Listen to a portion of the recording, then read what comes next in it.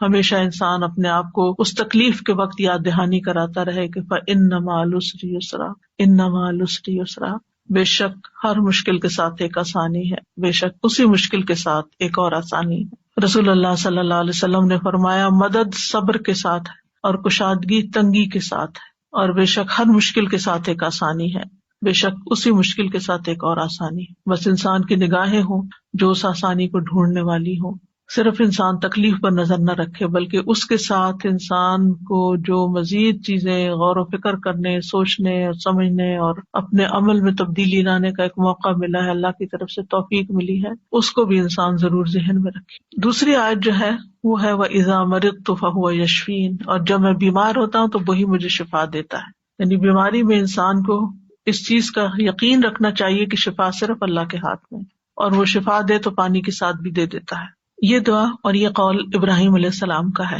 جو قرآن مجید میں آیا ہے۔ سورۃ الشعراء کی آیت نمبر 80 ہے کہ ابراہیم علیہ السلام نے اپنے والد اور اپنی قوم کے سامنے توحید کی دعوت پیش کی تھی اور اللہ تعالیٰ کا تعارف کروایا تھا انہی الفاظ میں کہ الذی خلقنی فہو یہدینی والذی هو یطعمنی ویسقینی واذا مرضت فہو یشفینی، اسی نے مجھے پیدا کیا ہے، وہی مجھے راہ دکھائے گا، وہی مجھے کھلاتا ہے، وہی مجھے پلاتا ہے، جب میں بیمار ہو جاتا ہوں تو وہی مجھے شفا دیتا ہے۔ یعنی شفا صرف اور صرف اللہ کے ہاتھ میں ہے، وہی شفا دیتا ہے۔ انسان کو اچھی طرح یقین ہونا چاہیے، اس لیے جب بیماری آئے، جب تکلیف آئے تو پہلا دھیان اللہ کی طرف جائے، پہلا خیال اللہ کی طرف جائے، ڈاکٹر کی طرف نہیں، دوا کی طرف نہیں، لوگوں کی طرف نہیں۔ اور اس پر اپنے آپ کو ٹیسٹ کیا کریں، اگر کہیں چوٹ لگتی ہے، اگر کہیں درد ہوتی ہے، اگر کہیں کوئی بھی چیز پیش آتی ہے، ایک دم گلا پکڑا جاتا ہے کچھ، تو کیا خیال آتا ہے کہ اس سے نجات اور خلاصی کیسے ہوگی،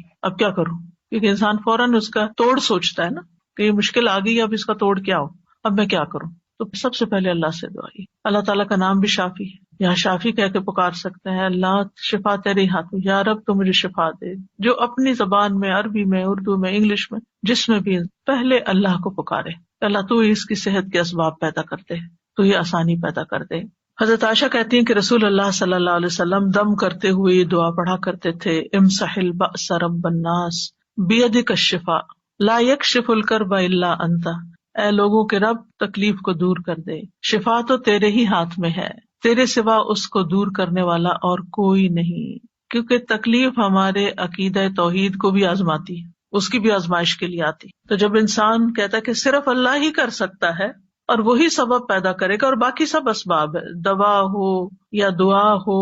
یا پھر کوئی ڈاکٹر کی یا کسی انسان کی مدد ہو، یہ سب وسائل ہیں، یہ اسباب ہیں، یہ وسائل ہیں، جبکہ اس کو دور کرنے کی طاقت صرف اللہ میں ہے، کرتا وہی ہے۔ تو آپ دیکھیے کہ ابراہیم علیہ السلام کا یہ ادب ہے، اور وہ کہتے ہیں کہ بیماری اور شفا دونوں اللہ ہی کی طرف سے ہیں، لیکن بیمار ہونے کی نسبت انہوں نے اپنی طرف کی ہے کہ جب میں بیمار ہوتا ہوں، میں بیمار کرتا تو اللہ، لیکن جب میں بیمار ہوتا ہوں فہو یشفینی، تو وہ مجھے شفا دیتا ہے۔ یعنی اگرچہ خیر اور شر دونوں کا خالق اللہ ہے، لیکن شر کی نسبت اپنی طرف کی ہے اور خیر کی نسبت اللہ تعالیٰ کی طرف کی ہے۔ کہا جاتا ہے نا کہ تندرستی 1000 نعمت ہے، واقعی تندرستی اور صحت اللہ تعالیٰ کی بہت بڑی نعمت ہے۔ نبی صلی اللہ علیہ وسلم نے فرمایا 2 نعمتیں ایسی ہیں جن کے بارے میں اکثر لوگ خسارے میں ڈالے گئے ہیں، تندرستی اور فراغت، فرصت، یعنی آپ کے پاس وقت ہوتا ہے، آپ بہت زیادہ کاموں میں دبے ہوئے نہیں ہیں، ڈوبے ہوئے نہیں ہیں،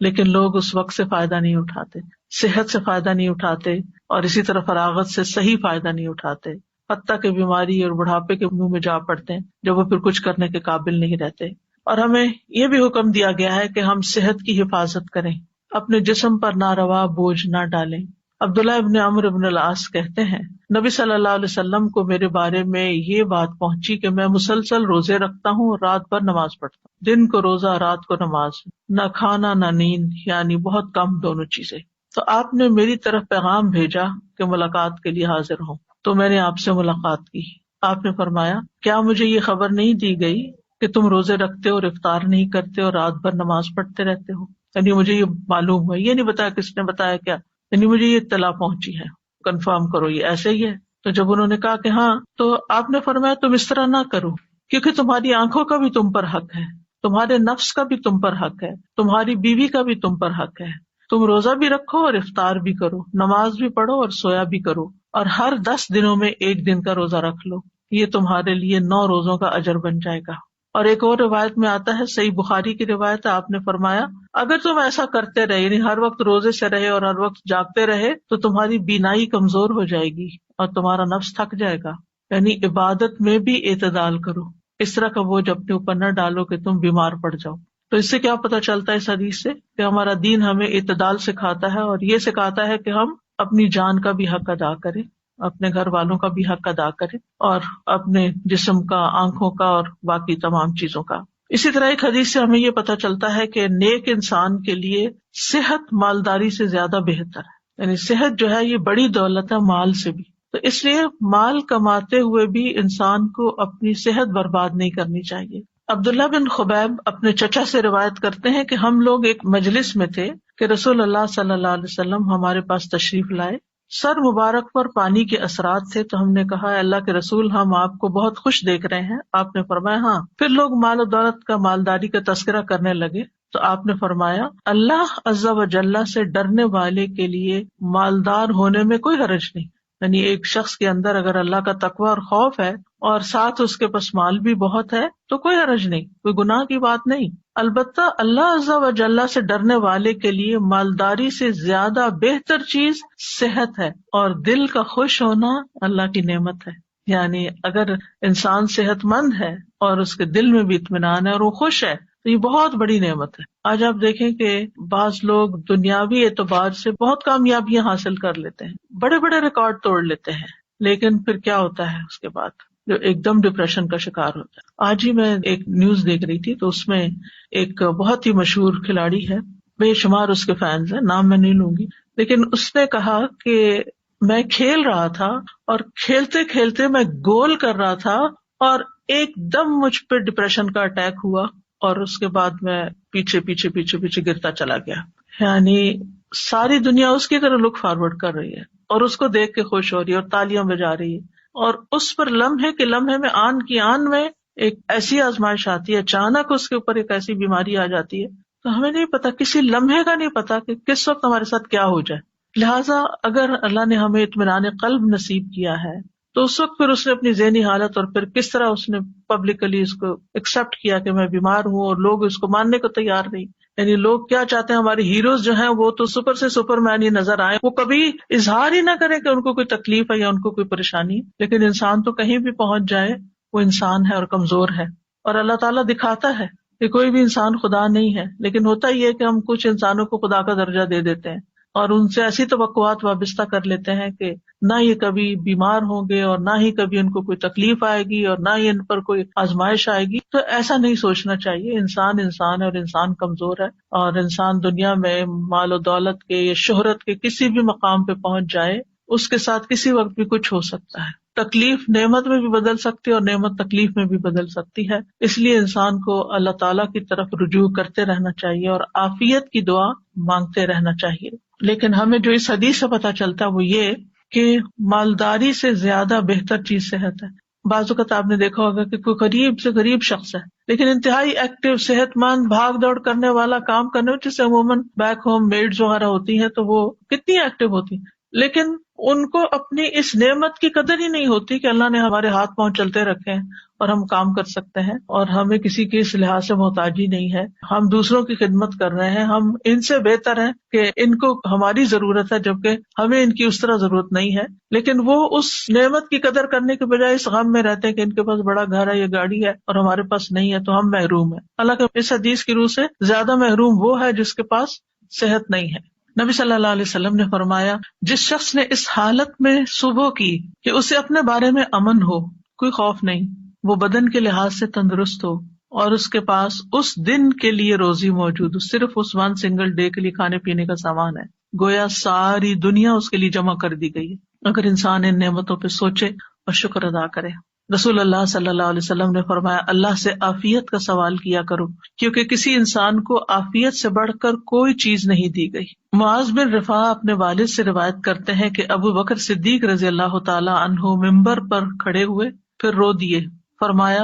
گزشتہ سال رسول اللہ صلی اللہ علیہ وسلم ممبر پر کھڑے ہوئے، یہ کہہ کر ابوبکر پھر رو پڑے اور فرمایا اللہ سے معافی اور عافیت کا سوال کرو، کیونکہ یقین کے بعد عافیت سے بڑھ کر کوئی نعمت کسی کو نہیں دی گئی۔ اسی طرح نبی صلی اللہ علیہ وسلم نے ایک شخص کو نصیحت کرتے ہوئے فرمایا کہ 5 چیزوں کو 5 چیزوں سے قبل غنیمت سمجھو، جوانی کو بڑھاپے سے پہلے، صحت کو بیماری سے پہلے، مالداری کو فقیری سے پہلے، فراغت کو اپنی مصروفیت سے پہلے، زندگی کو موت سے پہلے۔ اسی طرح آپ نے ایک موقع پر ابن عمر سے فرمایا جب تم صبح کرو تو اپنے دل میں شام ہونے کا نہ سوچو، شام کا انتظار نہیں کرو، شام ہو تو صبح ہونے کا نہ سوچو، یعنی جو وقت ہے اس میں جیو، اس کی قدر کرو، اس وقت سے فائدہ اٹھاؤ، اس میں اچھا اچھا کام کر لو، یہ نہ سوچو اچھا صبح ہوگی تو پھر کر لیں گے، اگر اس وقت ہے تو پھر اس وقت وہ کام کر لو، کیونکہ عبداللہ تم نہیں جانتے کل تمہارا نام کیا ہوگا، یعنی مردوں میں ہوگے یا زندوں میں ہوگے۔ اور یہ بہت بڑی نصیحت ہے۔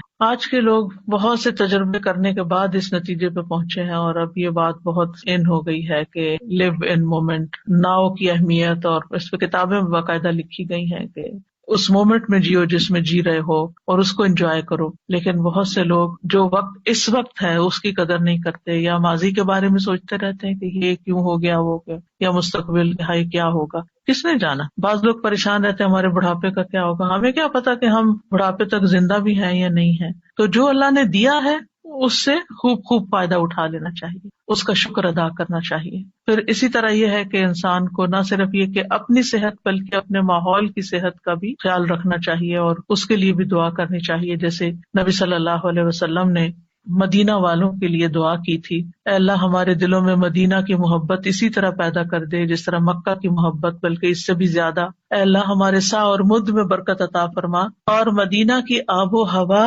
ہمارے لیے صحت افزا کر دے، یہاں کے بخار کو جوفا میں بھیج دے، یعنی کہیں اور چلا جائے، مدینہ کو ایک پرامن جگہ بنا دے۔